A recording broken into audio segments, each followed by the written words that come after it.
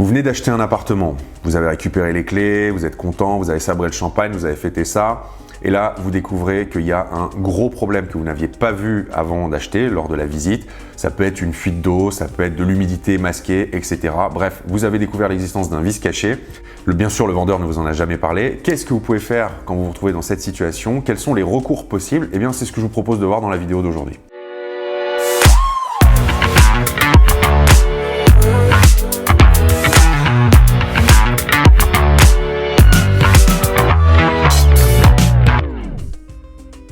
Bonjour et bienvenue dans cette nouvelle vidéo, je m'appelle Julien Loboda, je suis investisseur depuis 2012 et sur cette chaîne, je vous aide à créer votre liberté avec l'investissement immobilier. Alors, vous avez acheté un bien immobilier, ça y est, vous êtes enfin propriétaire, c'est super, vous avez sabré le champagne, vous avez fait la fête, vous avez fêté ça et vous vous réveillez un petit peu avec la gueule de bois parce que vous vous rendez compte qu'il y a un défaut que vous n'aviez pas vu avant d'acheter, que le vendeur ne vous a jamais mentionné et qui vous empêche d'utiliser le bien ou en tout cas d'utiliser normalement. C'est ce qu'on appelle un vice caché. Alors ça peut être par exemple de l'humidité qui a été masquée parce qu'on a repeint par-dessus, ça peut être une fuite d'eau derrière une cloison, ça peut être ce genre de problématique. Vous avez découvert l'existence d'un vice caché, donc vous ne pouvez pas mettre en location votre bien immobilier ou vous ne pouvez pas l'habiter. Et du coup, qu'est-ce que vous pouvez faire si ce genre de situation vous arrive ? Alors déjà, il faut savoir qu'à notre époque, il y a quand même un certain nombre de diagnostics qui sont obligatoires, le DPE, diagnostic électrique, l'amiante, le plomb, enfin il y a beaucoup de choses comme ça, ce qui fait qu'il est beaucoup plus difficile de ne pas avoir quelque chose qu'il y a quelques dizaines d'années en arrière. Donc il y a quand même beaucoup moins de vices cachés qu'avant, mais ça n'empêche qu'il y en a toujours parce qu'il y a des choses qui ne sont pas rendues obligatoires par des diagnostics et que donc potentiellement il est difficile de détecter. Alors tout d'abord, qu'est-ce qu'un vice caché? Ça me paraît important de donner la définition, donc je l'ai noté. C'est défini par l'article 1641 du Code civil et donc qui dit « Le vendeur est tenu de la garantie à raison des défauts cachés de la chose vendue qui la rendent impropre à l'usage auquel on la destine ou qui diminue tellement cet usage que l'acheteur ne l'aurait pas acquise ou n'en aurait donné qu'un moindre prix s'il les avait connus. » Ouais, c'est pas faux. Donc en gros, qu'est-ce que ça veut dire? Ça veut dire qu'un vice caché, c'est quelque chose que vous n'aviez pas vu lors de la visite, le vendeur ne vous en a jamais parlé, que ce soit volontaire ou pas, ça on s'en fiche, et c'est un défaut qui est tellement important que vous ne pouvez pas utiliser le logement, ou en tout cas vous ne pouvez pas l'utiliser de façon normale.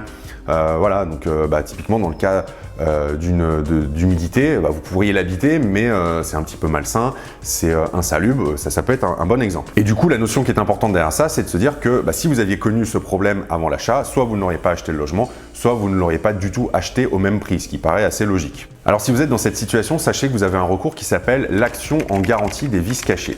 Et on va voir maintenant qu'est-ce que c'est exactement. Pour bénéficier de cette garantie, en fait, votre problème doit valider 4 conditions. La première, c'est que vous ne deviez pas avoir connaissance du problème avant la vente, c'est-à-dire que le vendeur ne vous l'a jamais mentionné, soit parce qu'il lui-même ne le savait pas, soit parce qu'il était de mauvaise foi, ça peut arriver aussi malheureusement, mais en gros, vous ne deviez pas en avoir connaissance. Donc en d'autres termes, ça veut dire que si le problème vous avez été mentionné par le vendeur et que vous avez accepté d'acheter malgré ce problème, vous ne pourrez pas faire jouer cette clause, c'est-à-dire que vous avez accepté d'acheter un bien avec cette problématique. Par exemple, moi ça m'est arrivé d'acheter des appartements, vous aviez une installation électrique, je me souviens sur un compromis, il y avait écrit installation électrique risque mortel, un truc comme ça. En gros, c'était juste parce qu'il y a un fil dénudé qui était par terre. Voilà, une fois, c'était une installation de gaz qui était défaillante, il fallait la faire réparer. Bon, j'ai accepté. Bon, en même temps, c'était pas caché, c'était dans les diagnostics, mais j'ai quand même accepté d'acheter malgré ces conditions. Voilà. Donc, à partir du moment où vous avez accepté, eh bien, vous ne pouvez pas faire jouer cette clause. Deuxième condition qui paraît essentielle, le vice ne doit pas être apparent. Alors là, c'est un petit peu flou parce que qu'est-ce qu'on va considérer comme quelque chose d'apparent et qu'est-ce qu'on va considérer comme quelque chose de non apparent? Eh bien, schématiquement, si c'est quelque chose que vous êtes en mesure de détecter au moment de la visite sans avoir à démonter toute la baraque, on va considérer que c'est apparent. Donc concrètement, descendre dans la cave, descendre au sous-sol pour vérifier l'état des poutres par exemple, c'est quelque chose qui relève de l'apparent. À l'inverse, démonter une cloison pour vérifier les canalisations qui sont derrière, c'est pas quelque chose d'apparent parce que là, il faut quand même démonter un petit peu les murs. Donc là, on va considérer que ça fonctionne. Troisième condition à remplir, c'est que le problème doit dater d'avant la vente. Ça, c'est primordial. Donc pour ça, il faut faire venir un expert qui va dater un petit peu le problème. Ça, en général, ils ont l'habitude. Vous pouvez aussi recueillir des témoignages. Par exemple, si vous achetez un logement qui est déjà loué, peut-être que les locataires vous diront oui, en fait, ça fait déjà 2 ans que le problème existe, et peut-être qu'ils ont même des traces de demandes qu'ils ont pu faire aux propriétaires précédents. Donc tout ça, ce sont des choses que vous pouvez mettre en place. Et enfin, la quatrième et dernière chose, le problème, le vice, doit empêcher d'utiliser le bien immobilier de façon totale ou enfin normale en tout cas. Donc voilà, ça ce sont vraiment les 4 conditions à remplir pour pouvoir prétendre à cette action en garantie.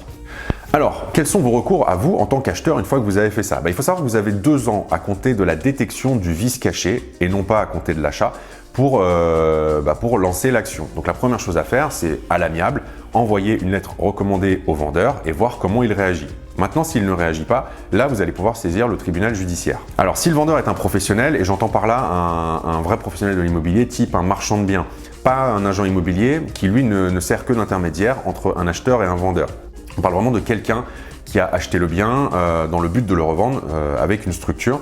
Eh bien, il faut savoir que dans ces conditions, la garantie, l'action en garantie des vices cachés, vous pourrez systématiquement la faire valoir pour la simple et bonne raison qu'il est, en tant que professionnel, il est tenu de s'assurer, il est censé connaître parfaitement son bien et donc il est censé avoir connaissance de tous les problèmes potentiels présents dans le bien et donc de vous les mentionner.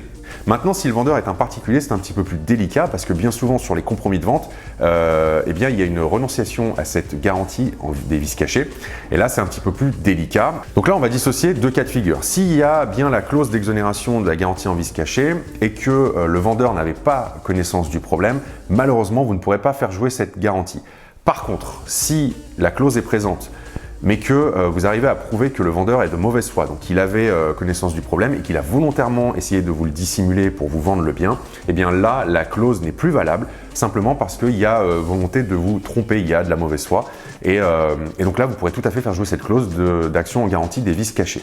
Bien sûr, vous vous en doutez, la grosse difficulté, ça va être de prouver que le vendeur avait connaissance de l'existence de ce vice et qu'il vous l'a masqué. Ça, c'est une autre problématique. Qu'est-ce que vous pouvez demander en compensation ou comme réparation? Alors, il y a 2 choses qui sont généralement accordées par le tribunal.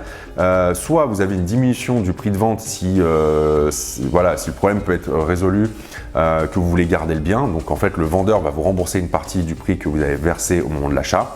Et sinon, le deuxième cas de figure, c'est une annulation pure et dure de la vente, c'est-à-dire que vous allez récupérer votre argent, le vendeur va récupérer son bien et tout sera comme avant.